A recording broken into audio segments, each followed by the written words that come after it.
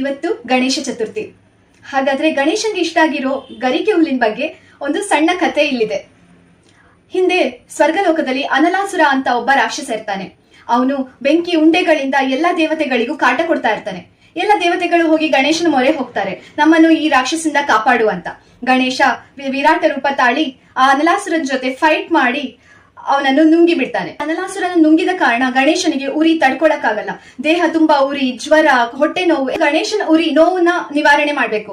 ಋಷಿ ಮುನಿಗಳೆಲ್ಲ ಸೇರ್ಕೊಂಡು 21 ಗರಿಕೆ ಹುಲ್ಲನ್ನ ಗಣೇಶನ ತಲೆ ಮೇಲಿಟ್ಟು ಅವನ ಉರಿನ ಕಡಿಮೆ ಮಾಡ್ತಾರೆ. ಹೀಗಾಗಿ ಗಣೇಶನ್ಗೆ ಗರಿಕೆ ಹುಲ್ಲು ಅತ್ಯಂತ ಪ್ರಿಯವಾಗುತ್ತೆ. ಗರಿಕೆ ಹುಲ್ಲು ಆಯುರ್ವೇದದ ಪ್ರಕಾರ ತುಂಬಾ ತಂಪು. ದೇಹದಲ್ಲಿ ಉಂಟಾಗಿರುವಂತಹ ಉಷ್ಣತೆ, ಜ್ವರ, ಅಲ್ಸರ್ಸ್, ಬರ್ನಿಂಗ್ ಸೆನ್ಸೇಷನ್, ಉರಿ, ಸ್ಕಿನ್ ಡಿಸಾರ್ಡರ್ಸ್, ಹರ್ಪಿಸ್ ಇಂತ ಎಲ್ಲಾ ಕಾಯಿಲೆಗಳಿಗೂ ರಾಮಬಾಣ ಅಂತಾನೆ ಹೇಳ್ಬೋದು. ಹಾಗಾದ್ರೆ ಈ ಗರಿಕೆ ಹುಲ್ಲಿನ ಬಗ್ಗೆ ನಾವಿವತ್ತು ತಿಳ್ಕೊಂಡಾಯ್ತು. ಎಲ್ರಿಗೂ ಗಣೇಶ ಚತುರ್ಥಿಯ ಹಾರ್ದಿಕ ಶುಭಾಶಯಗಳು.